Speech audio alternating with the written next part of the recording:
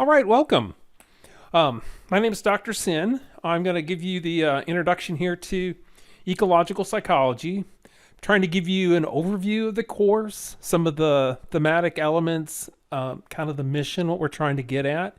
And then we'll also talk about some of the course mechanics, just the nuts and bolts of what you need to do when and how you know what's going on.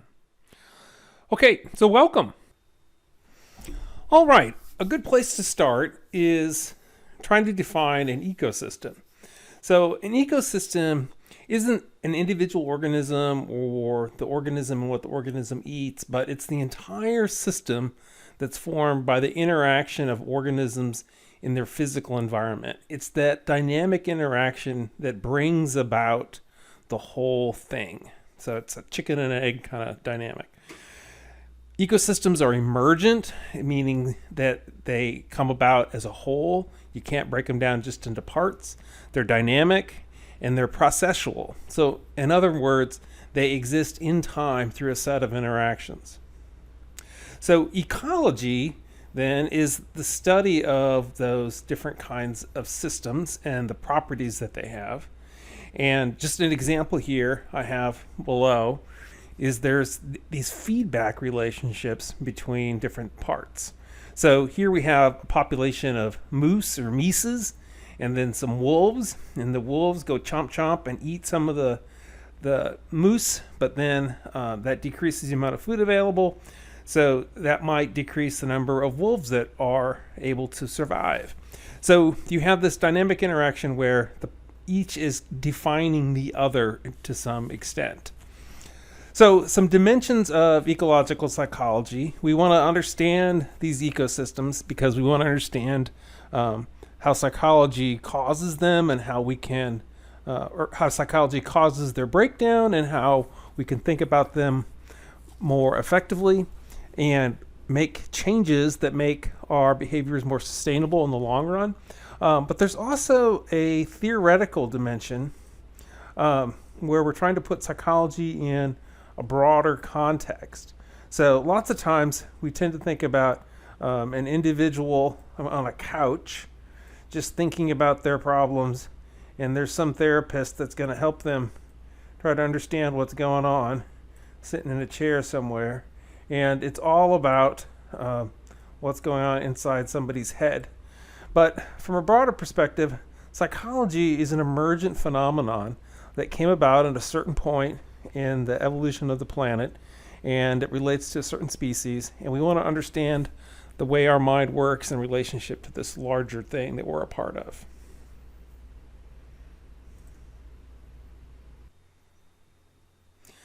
Okay, some practical dimensions of ecological psychology. So the big elephant in the room that we want to talk about is global warming. And one thing we can talk about is just how to conceptualize it. So I have a picture here of an atomic bomb, and there's something about a bomb.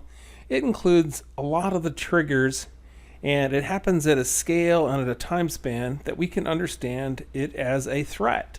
And the nuclear holocaust kind of captured the public imagination after World War II and during the Cold War, and it mobilized a lot of work to try to bring that threat under control.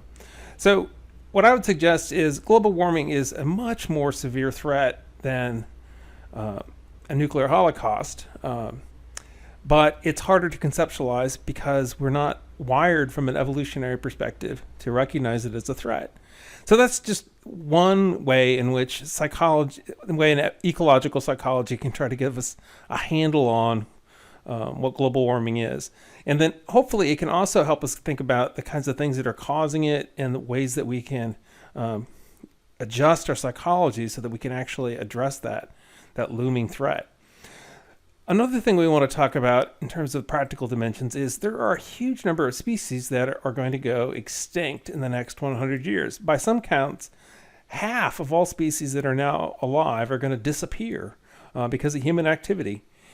So that's a huge loss from the perspective of the planet, and yet we might have a hard time conceptualizing the importance of that given, again, the way evolution has wired us to think about what kind of threats and opportunities we should attend to.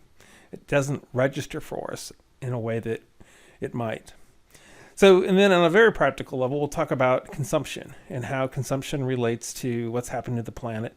But most importantly, we want to step back from just the individual consuming and think about the way our politics and our values around politics shape the way we think about consumption, the way our modern conception of the individual as somebody that has to self-actualize and have to achieve a certain level of fulfillment can affect consumption, especially when it's leveraged by, say, advertising. And then talk about some deeper drivers of consumption that have to do with evolution. So we might think we have a certain number of needs we need to meet, but evolution reminds us that we're oftentimes competing with other people for mates, and that drives us to be interested in things like resources and status. And so a lot of it goes beyond what's needed, but it's reflecting drives that are pretty ancient and pretty foundational. But nevertheless, we can get a handle on it, I think, better if we kind of think about how all these things relate to consumption. Okay, so some theoretical perspectives that we're going to try to get at would be some of the following. We'll start with this historical perspective, where we're trying to contrast the way things are in the modern world with the pre-modern world. And for some reasons we'll discuss, another way of saying that is the Western versus non-Western. But this huge conception of who we are and how we're supposed to live came about in the Enlightenment and the Industrial Revolution and all those major changes that occurred in the, say, 1400s, the 1600s, 1700s, that created the modern world. We'll talk about how those changed the psychology that we have now. We'll also talk about the evolutionary background, going a little deeper.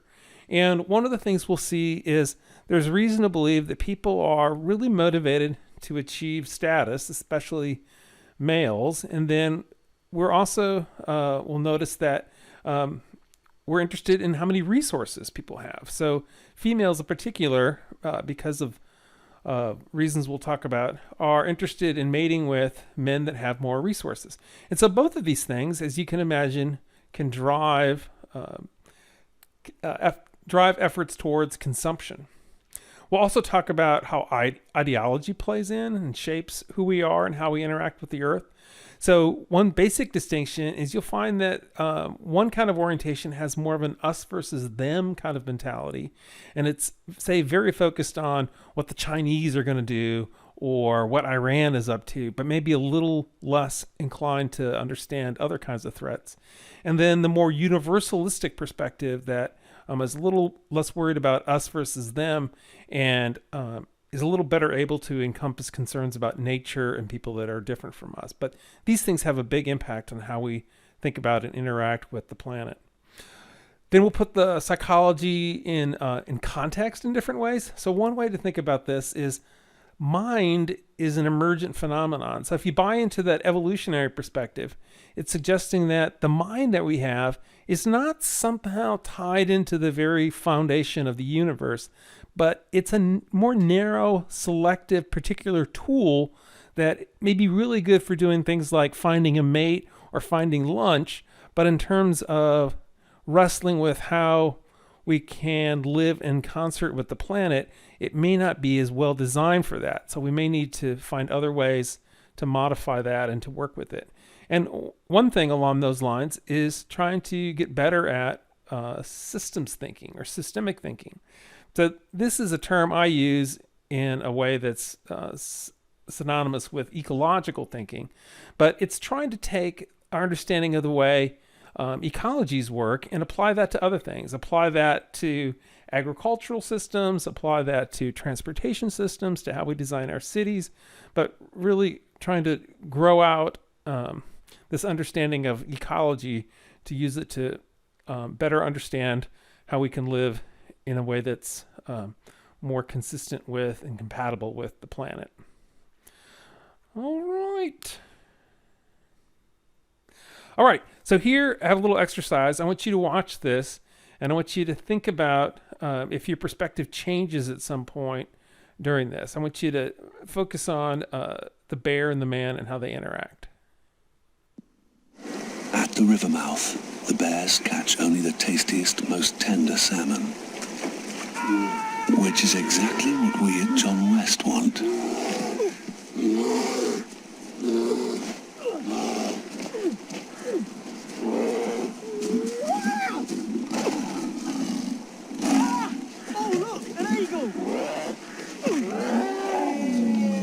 John West endured the worst to bring you the best.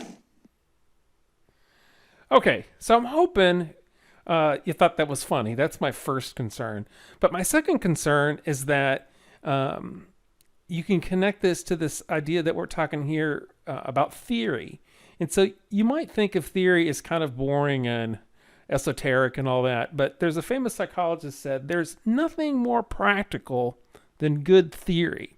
And so what I would suggest here, what's going on in this video you just watched, is when you start, you're thinking about this is a certain kind of creature and this is a certain kind of creature. And then as it goes, you realize somewhere you have this transition where you realize, wait a minute, that's not a bear. That's a guy in a bear suit. And it transitions and you think about things very differently.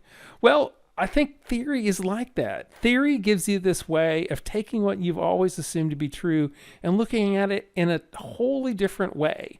So there's a philosopher, Alfred North Whitehead, said, it takes a great mind to elucidate the obvious. So in other words, taking things that have seemed very natural and normal and coming at it from a different angle can open up whole new ways of thinking. And I would suggest if we can think about things differently, then maybe we can act differently. If we have time later in the class, I'm going to teach you some lessons about how to wrestle bears. Apparently kicking bears in certain parts is a very effective way to get out of bad situations. Okay. I also want to relate ecological psychology to these other dimensions of psychology. And I'm going to give you two ways to think about these. One is we can think about these as the different areas of psychology. And it's kind of like, we take a map and we divide up the map and each area of psychology deals with a different part. Another way of thinking about it, though, is that there's kind of a contested terrain going on here between these different kinds of areas of psychology. So, for example, there's a classic conflict between social and personality. So social psychology understands different kinds of behavior as there's this larger context in which the individual defines themselves. And it's that social context that really determines who the individual is and what the individual does. But from another perspective, it's really the individual on their own, maybe with a neat hairstyle, that dictates things. And there's some situational demands that can influence a person from time to time, but personality psychology is trying to say there's something inherent and unique, and that's what really drives different kinds of interactions among people. Well, I want to suggest that ecological psychology can come along and suggest that all these other kinds of perspectives maybe aren't grounded as much as they could be in a broader perspective, seeing us as one creature among many on the planet.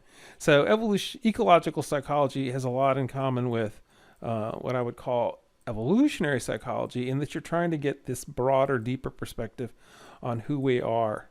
But at a bare minimum, I'd like you to think about these areas as being compatible, but also in some ways at war with each other in terms of what's the best way to understand how humans work and what psychology is.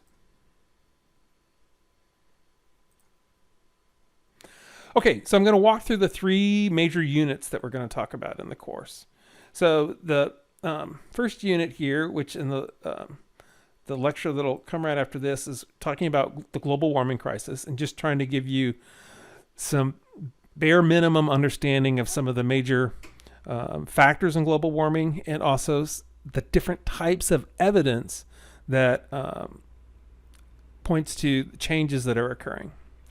Then we'll talk about this modernity and the modern self, and one way we'll explore that is we'll look at how those ideals show up in advertising and how appeals to those ideals try to make us consume different kinds of things. For example, modernity brings this idea of expressive individualism, this idea that there's something in me that I really have to express to be fully who I am, and that if I don't express that, there's going to be this tragic loss. That, in fact, is something that ads can appeal to convince us to make purchases. Then we'll talk about two kinds of reasoning that come out of modernity. One is what we call instrumental reasoning, and that's using reasoning as a kind of can opener to achieve a certain end. And it's often very powerful, but it can come along and take some of the interconnectedness out of the world, and we're going to contrast it with a more ecological approach. Similarly, we'll talk about reductive reasoning and some of the ways in which that can put blinders on us, contrast that with ecological thinking. And then we'll do a day or two on ecosystems and talk about systems theory, how that relates to sustainability, and then Shazam, you're ready for your first test. All right, then Unit 2, we're going to start off talking a little bit about some techniques of coping and resiliency. So many people find the threats to the environment somewhat overwhelming, and there's things we can do, things we can draw on to deal with that threat. That's a little more functional than denial. Then we'll do a few days on evolutionary psychology to give you that depth of perspective. And then we'll talk about values and ideology. So what kind of values underlie somebody's interest in owning a luxury automobile? Does the preference for automobiles, and especially expensive gas guzzling automobiles, does that have an impact on the planet? Probably. So maybe it's worth understanding what values motivate that. We'll use the Schwartz value theory, which is a awesome, very useful circumplex model of different kinds of values, and you can guess about where on here we would find our BMW driver. Okay, and then in Unit 3, we're going to do this metaphor with swing dancing and connect it to systems theory. Then we move into kind of the practical part of the course where we're connecting it to some real-world systems. We'll talk about city design, the phenomenon of urban sprawl, and some alternatives to that. We'll talk about food and agriculture. And there's two great books that we'll read. One's called Suburban Nation. The other one is Fast Food Nation. And both are really wonderful tools for getting systemic perspectives on big parts of our lives. Okay, so to the course mechanics. So first of all, I'm going to point out to some of you people that didn't have a father who was a farmer teaching these kinds of things. This right here, my friends, that is a nut.